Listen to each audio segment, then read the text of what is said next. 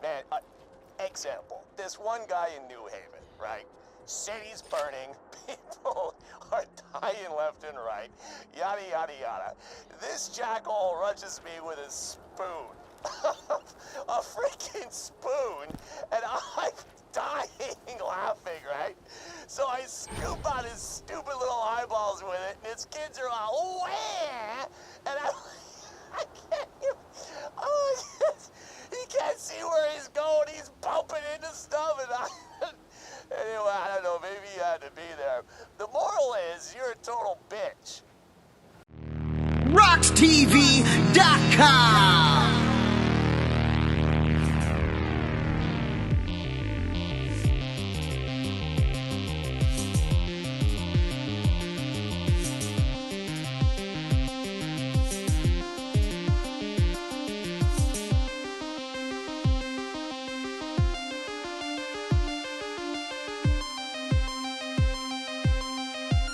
Now I'll show you the coyote!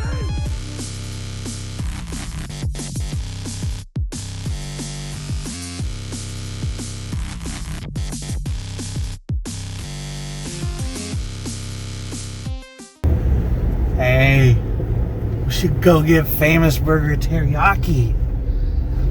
It's just right across the way. Let's get it.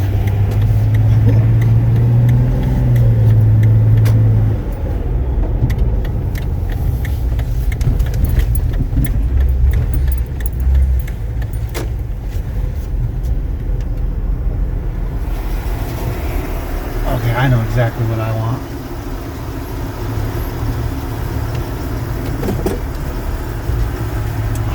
Three meals for one? Oh, I think we gotta get that. Hi. How's it going? Good. How about you? Good. Good. I think we're definitely gonna do the 3 meals and for the one. Okay. So we want to do the garbage burger. Okay. Garbage burger. Okay. And then the yakisoba And a yakisoba and the fried rice. and a fried rice. Okay. Do you need spicy on a yakisoba? Yeah, let's do Start 10 from stars. 0 to 10. 10. 10. 10. Okay. I did 9 last How time. about the fried rice? Like 5. 5. Okay. All the vegetables okay? Oh yes. Okay. No water chestnuts, right? No. Okay, perfect. Thai fried rice, they come with onion, bamboo, peas, and carrot. Okay. And then yakisoba, onion, bell pepper, cabbage, carrot, bean sprout. Okay, perfect. Okay. Do you need add pineapple or mushroom on? The forks. Yes? Yeah. Pineapple and mushroom? Oh yes, please. Okay. On both? Just on the yakisoba. On yakisoba. Okay. I hope you order yakisoba plus 10 star, Thai fried rice medium, and a garbage yakisoba plus 10 star, and a garbage burger please. Garbage burger, Thai fried rice, and yakisoba right now. Like 3 meals. Total 64 and 95. All right. Thank you. The price has gone up, but I mean they've been in business for 15 years. Okay, and that's your look 3 at meal for that. the gift certificate. That's Oh, $20. in a 1 week expire, okay? Okay. In 1 week, Okay, we gotta and come back. that's your receipt. Awesome. Thank you. Thank you. Yeah, please have me move in the front parking lot and come Okay. back here in 6 minutes. Okay, we'll be right back. Thank All you. right, thank you. Yeah, thank you. Bye. Bye. All right, now we'll circle back around, and this place, again, 15 years it's been in business, so I'm definitely gonna be supporting it. I've been supporting it for at least 10 years, and yeah, fast, fresh.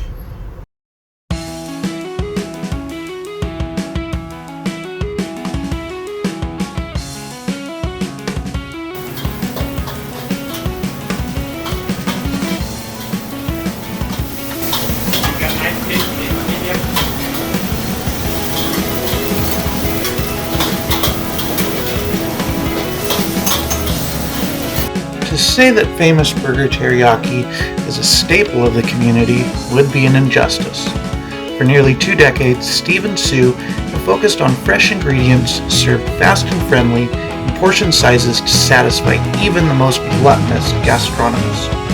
Their traditional style and dedication to the customer make them a leader of better business practices, not to mention supporters of other local businesses. They even hosted one of my first interviews ever, way back in the pre-COVID times of 2019. I have yet to try everything on the menu, and have still yet to find something that isn't wonderfully delicious. Today we're highlighting the essentials: rice, noodles, and a big fat juicy burger. Here we have a perfect example of the portion sizes. The boxes can barely contain this massively mammoth meal.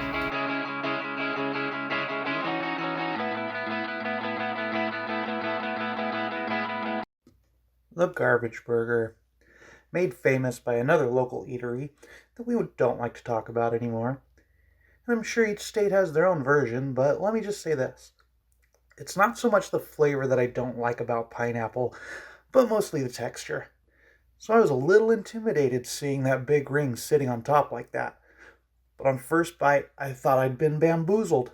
The flavors mixed so perfectly, and the pineapple was cooked so expertly, I could not tell if it was even there or not. Pickles are another thing I'm just beginning to learn to enjoy, and usually that amount would be too much for me. But again, all the ingredients and flavors are so well paired, I wouldn't change a thing. Man, just look at that egg yolk starting to run down the side. All of that floating in a fjord of fries. Steve and Sue, as well as everyone else at Famous Burger Teriyaki, would like to extend an enormous thank you to the community of Yakima and to anyone who has supported them with their business. They couldn't still be here doing what they love without you. Boom. Alrighty, that's about time. Let's go get our food.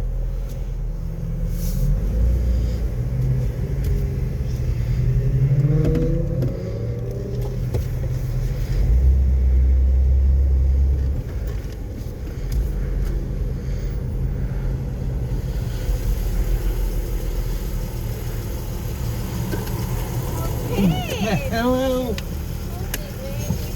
Awesome. Okay. Beautiful. Oh, no problem. All the time. Thank you. Have a good day. All right. We gotta tear into these real quick. Just because fries are notoriously horrible road trippers. They become former shadows of themselves. With the fry sauce. What? It's like they know me. Alright. Let's get home and tear this up. Alright, here we go. The combination yakisoba times 10 spicy. So that's got shrimp, chicken, and beef in it. We got the fried rice and the garbage burger. I'm going to tear into this last because you know this is going to be a messy burger. That's how I like them. So I guess he told me not to go with the 10. He says you can't even enjoy it. He says it's too spicy. I say, I'll be the judge of that. All right. Oh, yeah. Some of the vegetables, some of the meat, and the noodles. Ooh. I don't usually do mushrooms, but they know how to cook them.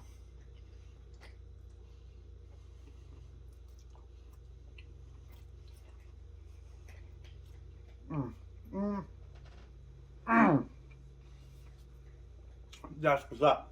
Yo.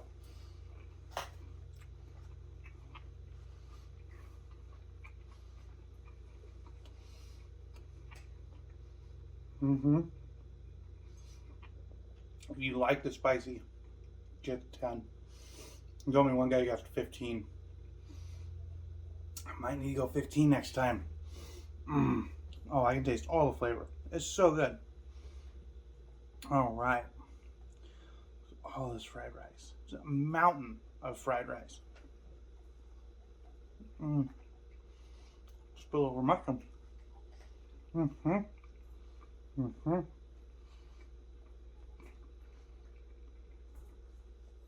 I'm not much of a fried rice guy. I usually like chow mein, yakisoba. That's good. A little teriyaki on that. That's what I'm talking about. Alright. I already tried the fries, so we're going to tear into the burger. Oh my lord. And you know, I thought it was pineapple on there, but I think it's just a big old onion. Ha! Here we go. Don't even know where to start.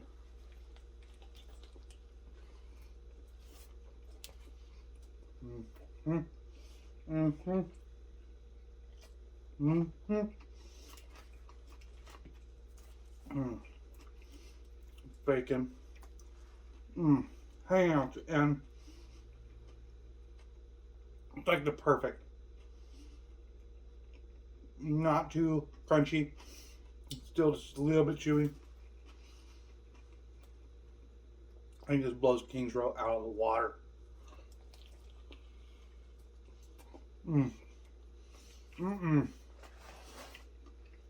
Yo. Famous burger.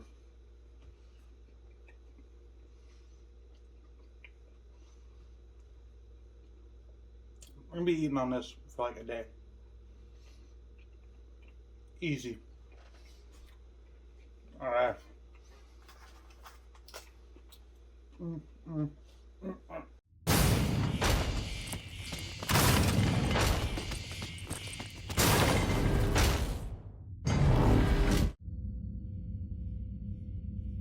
What's crappin'? Alright, so this is my review / proclamation of love for the masterpiece that is Borderlands 2. This is the Handsome Collection, so we'll have all DLC besides the Commander Lilith story mode level cap raise.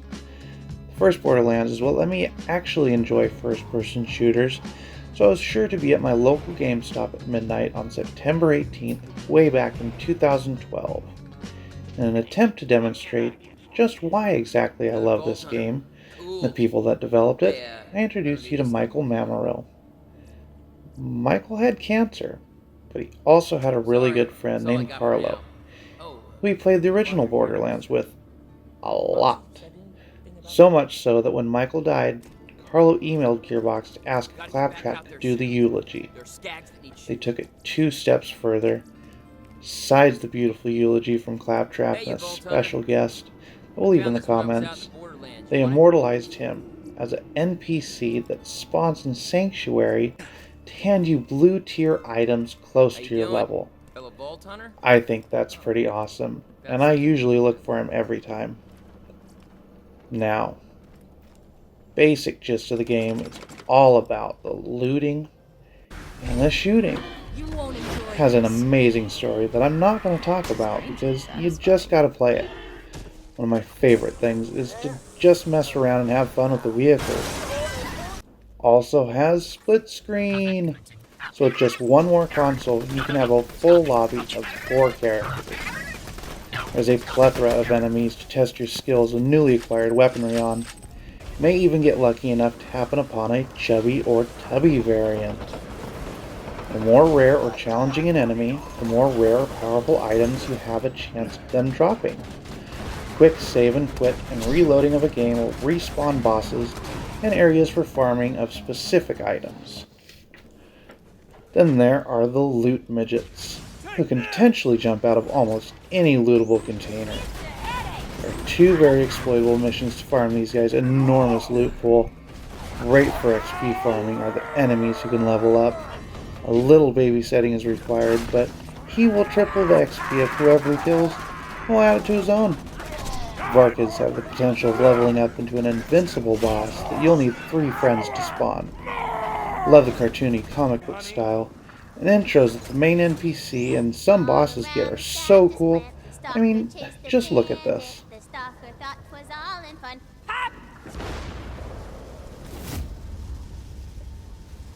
Goes the bandit. I'm The starving. entertaining I and wanna eat hilarious some characters babies. help Son, breathe this might life sting into a the bit. already vibrant world of the Borderlands.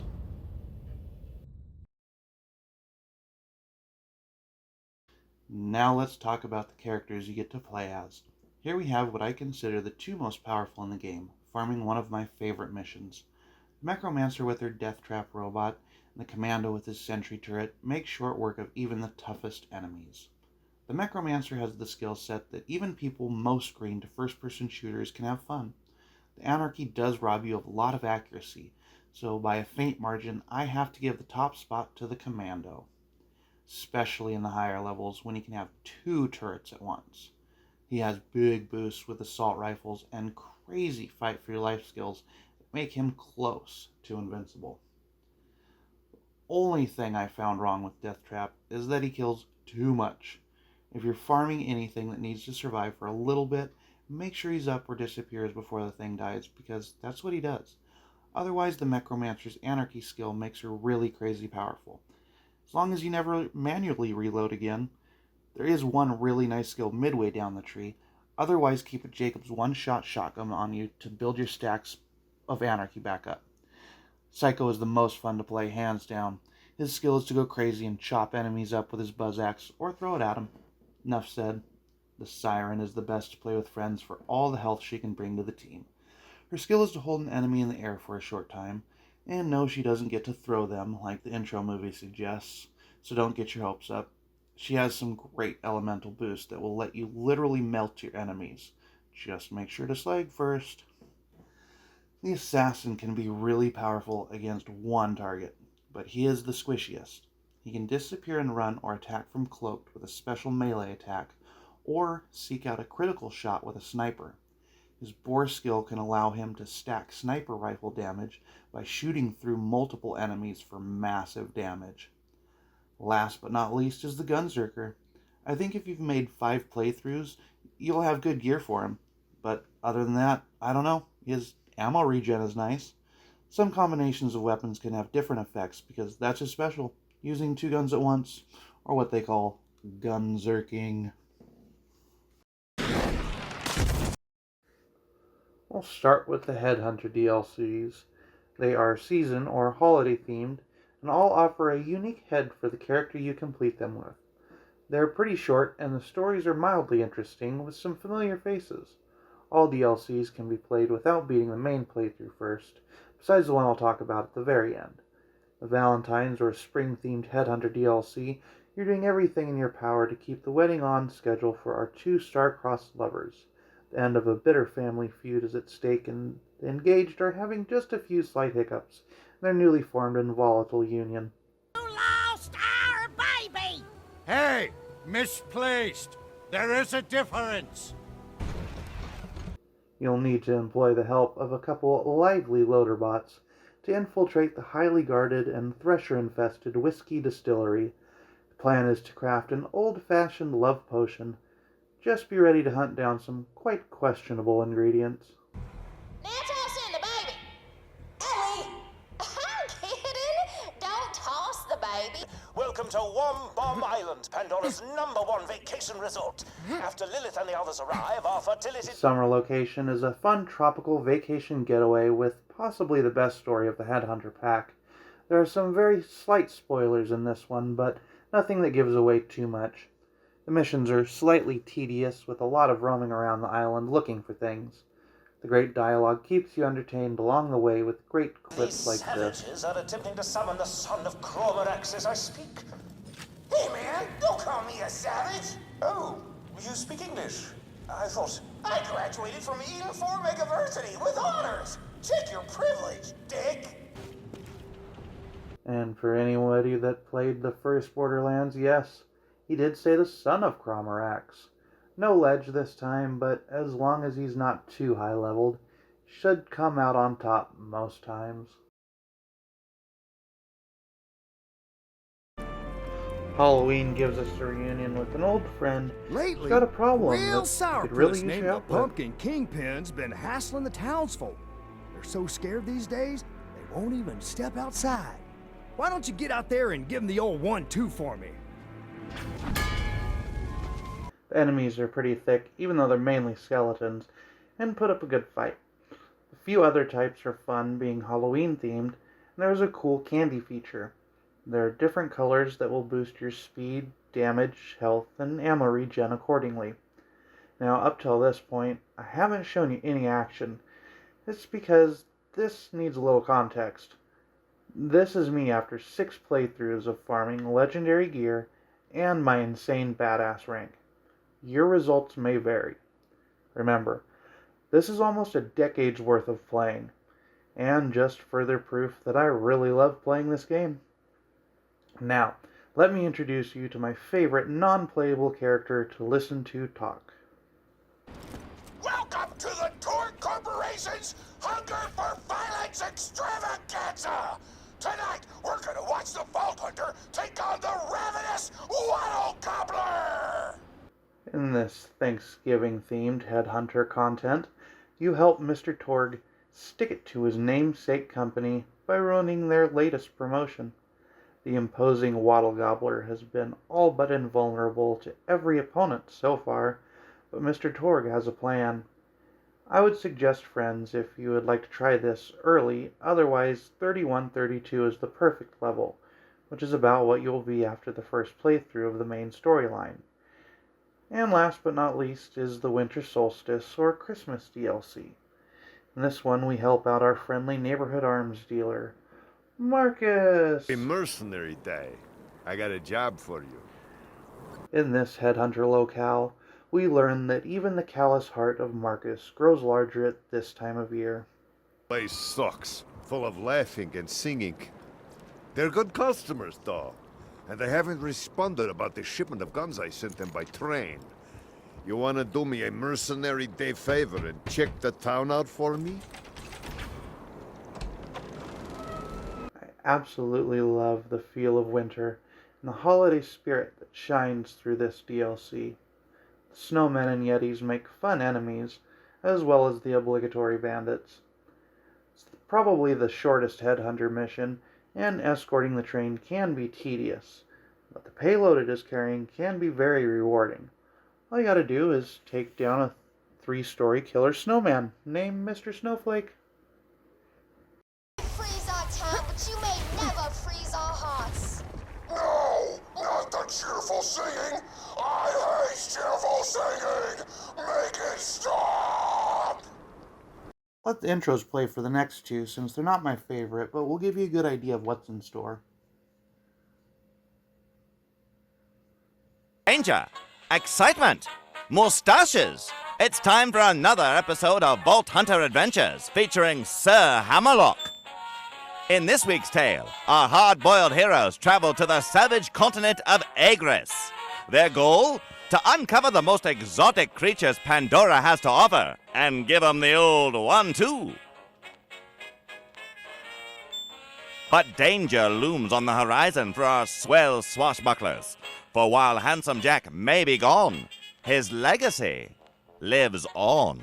So it starts out like you're going on vacation to a hunting lodge on another continent, which is cool, until you're disturbed by the inconvenient baddie that's really, really lonely. What? Come on! We just fight me already? Minions are pretty standard issue, but boss creatures he's created offer a good challenge, which is a nice change of pace.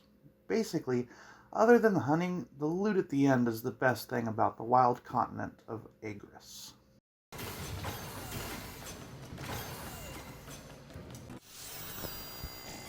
Listen carefully, mouth breathers of the world. This is Patricia Tanis, and I have found another vault.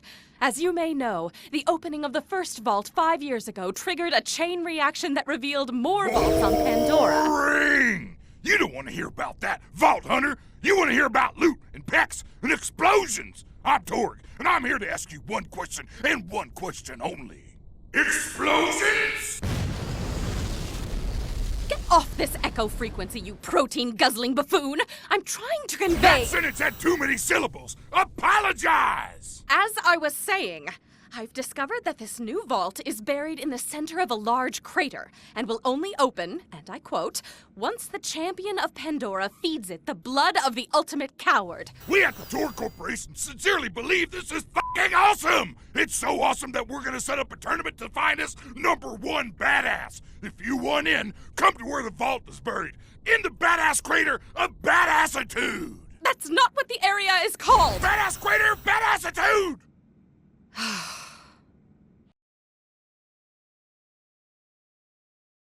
Alright, so straight up, Mr. Torg is the best thing about this one. Combat is centered around death matches in the centrally located arenas. The enemies outside are merely a nuisance as you fight your way up the battle board.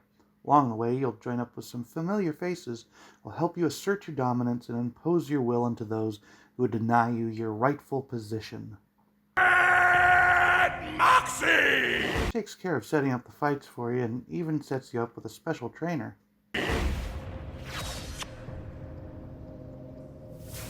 Miss me, sugar? Ladies and gentlemen, give it up for the wild child, the queen of obscene, that girl who'll make you hurl! Tiny! Sends you on possibly the funniest mission in the campaign. Then after that, it's a steady slog through the minions to get to each contestant in the tournament. Again, Mr. Torg's commentary and introductions being the best thing about it.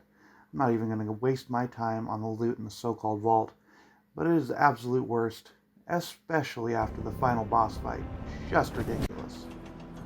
I'm so glad you could make it. I'm gonna kill you and make sandwiches out of your corpse. Nice moves out there. You're a vault hunter, yeah? Never met one of you guys before. The guns, the power, it's all very striking. If you're looking for the treasure of the sands, you've come to the right chick, but... God, I'm being rude. I haven't even introduced myself. Do that a lot, sorry. I'm, Captain Scarlet.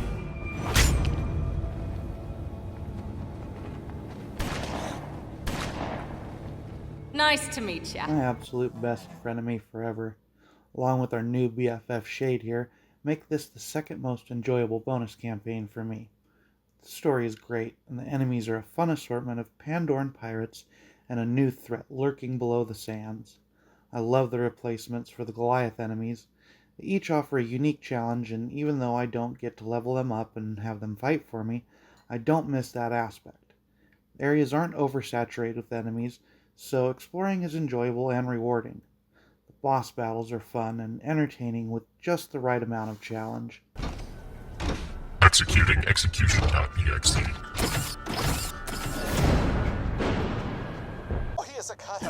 On top of all that, the random chance to get either a small payday or a small payload of ordnance thrown in your face is sure to keep you opening ammo crates whether you need more or not.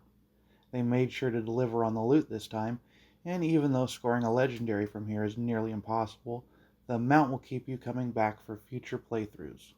That is beautiful. Nice. Once upon a time, the Vault Hunters played a game. The world is on the brink of going boom boom. This is our most desperate hour. Unless we make a stand here and now, we gonna die. Now. Roll for initiative! And here we are at my favorite DLC campaign, Tiny Tina's Assault on Dragon Keep. Beware of major spoilers if you play this without completing the main story playthrough once. If D&D is your thing, you will absolutely love this. The story and dialogue are positively top-notch, complete with hard-hitting social commentary like this. All these dwarves look exactly like Salvador. That seems kinda... Yeah, I know, Free Lily. You think it's racist or something? I'll sell downstairs if he thinks it's racist. Hey, Salvador! Is it okay if all of the dwarves in my campaign look like you? That is awesome! Booyah! Not racist. As the original Borderlands characters progress through the game, their unique personalities shine through and lead to memorable mishaps. You just gonna stare at me, or you gonna say something? You just... Nope. No talking. Just punch it. Win it! The abundance of legendary Dungeons & Dragons enemies keeps you on your toes. They don't go down without a fight. You get some help from a few familiar faces and get up to some of that good old-fashioned mischief the D&D genre is known for. The point is, I love you, Dwarven Rune. Hey! Aww. I invite you to see where Tiny Tina's Wonderlands started with the Handsome Collection. And for those missing my take on the overpowered levels and the raid on Digistruct Peak, it's too hard for me, and I really need help from others to beat it. So if you're on PlayStation, feel free to add me with the tag Budgie1285. Everyone else, catch me on twitch.tv/CatalystCrew. Hope to see you in the Borderlands. Good looting, Vault Hunters. Oh, and pro tip, if you subscribe to any of the Game Passes or game streaming, this game could be completely free to play.